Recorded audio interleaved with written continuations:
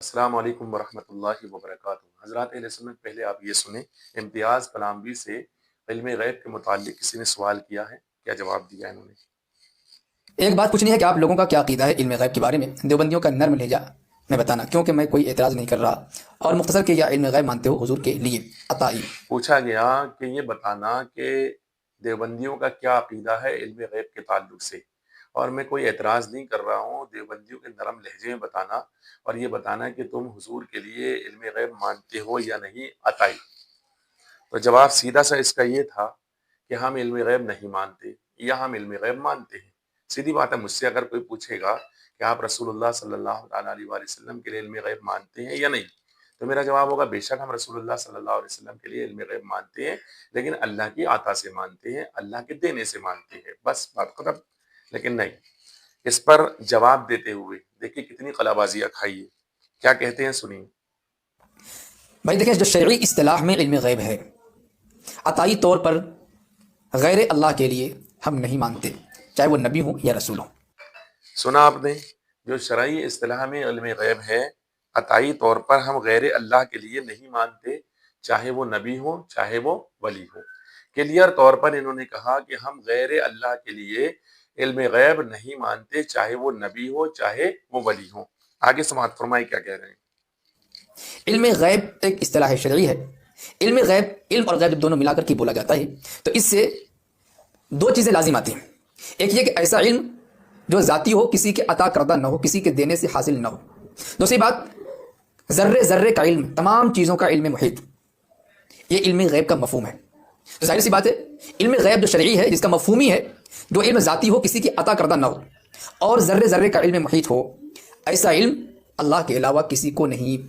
لہٰذا شرعی معنی کے لحاظ سے ہم عطائی علم غیب بھی کسی نبی یا ولی کے لیے، کسی بھی غیر خدا کے لیے نہیں مانتے۔ سنا حضرات نے، یہ کہہ رہے ہیں علم غیب جو شرعی اصطلاح کے مطابق ہے وہ یہ ہے کہ جو ذاتی ہو وہی علم غیب ہے، اور ہم عطائی علم غیب نہ نبی کے لیے مانتے، نہ ولی کے لیے مانتے، نہ کسی غیر خدا کے لیے مانتے ہیں۔ مولوی صاحب کا کہنا یہ ہے کہ عطائی علم غیب ہم مانتے ہی نہیں ہیں۔ کیوں؟ کیونکہ عطائی علم غیب کی جو اصطلاح انہوں نے بیان کی ہے، ان کا کہنا یہ ہے مولوی صاحب کا کہ عطائی علم غیب اس کو کہتے ہیں، ان کا کہنا ہے کہ جو تمام چیزوں کو محیط ہو اسی کو علم غیب کہتے ہیں۔ حالانکہ یہ اصطلاح انہوں نے کہاں سے لے کر آئی ہے اور کون سے اعتبار سے مفہوم پیش کیا ہے، خیر یہ بتائے نہیں انہوں نے۔ تو انہوں نے یہ کہا کہ ہم نہ کسی نبی کے لیے علم غیب مانتے عطائی، اور نہ کسی ولی کے لیے علم غیب مانتے عطائی۔ یعنی عطائی علم غیب نبی اور ولی اور کسی بھی غیر خدا کے لیے نہیں مانتے۔ یعنی جو غیر خدا ہوگا اگر اس کے لیے علم غیب مانیں گے تو وہ ان کے نزدیک خدا ہو جائے گا، کیونکہ یہ صرف خدا کے لیے علم غیب مانتے ہیں، خدا کے علاوہ کسی کے لیے علم غیب نہیں مانتے۔ کلیئر سنا نا آپ لوگوں نے؟ اب ہم بتاتے ہیں۔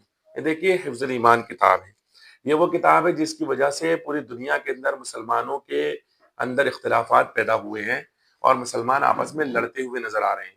لگاتار اختلافات اسی کتاب کی بنیاد پر ہوئے اور لگاتار لڑائیاں ہو رہی ہیں، جھگڑے ہو رہے ہیں، فسادات ہو رہے ہیں، سب کچھ ہو رہا ہے اسی کتاب کی بنیاد پر۔ یہ وہ کتاب ہے برادران ملت اسلامیہ، اسی کتاب کے صفحہ نمبر 15 پر مولوی اشرف علی تھانوی صاحب نے ایک عبارت لکھی ہے۔ وہ لکھتے ہیں، ایسا علم غیب تو زید و عمر بلکہ ہر سبی و مجنو بلکہ جمی حیوانات و بہائم کے لیے بھی حاصل ہے، کیونکہ ہر شخص کو کسی نہ کسی ایسی بات کا علم ہوتا ہے جو دوسرے شخص سے مخفی ہے۔ برادران ملت اسلامیہ کیا کہہ رہے ہیں؟ ایسا علم غیب۔ حالانکہ مولوی صاحب کا کہنا ہے کہ علم اور غیب یہ دو چیزیں جب ایک جگہ جمع ہو تو صرف ذاتی ہوتی ہے اور صرف اللہ کے لیے ہو سکتی ہے، کسی اور کے لیے نہیں ہو سکتی۔ تو حضرات اہل سنت یہاں پر دونوں چیزیں جمع ہے۔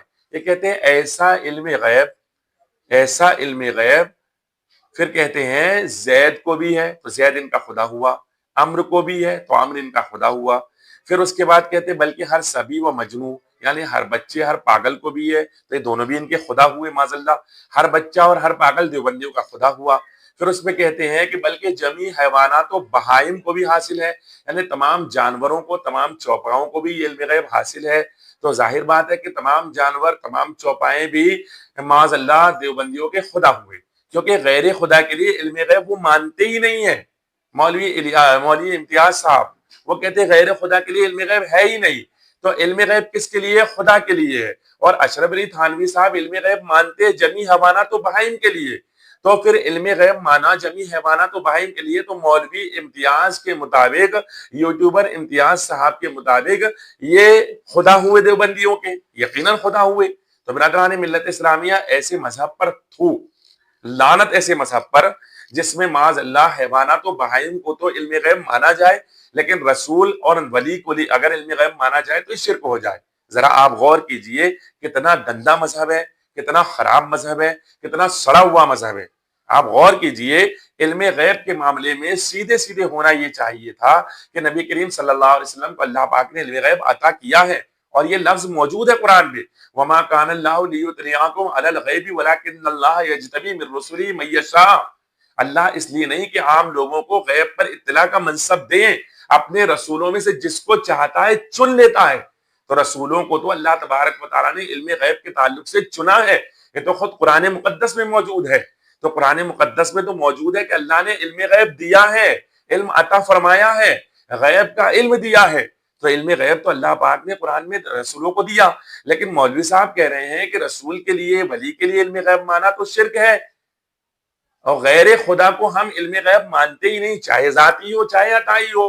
تو علم غیب یہ مانتے ہی نہیں غیر خدا کے لیے، ان کا کہنا ہے. لیکن مولوی اشرف علی تھانوی صاحب کا کہنا یہ ہے کہ علم غیب زید و عمرو کو بھی ہے، سبھی مجنوں کو بھی ہے، بچے پاگل کو بھی، اور بلکہ جمی حیوانات و بہائم تمام جانوروں کو بھی ہے.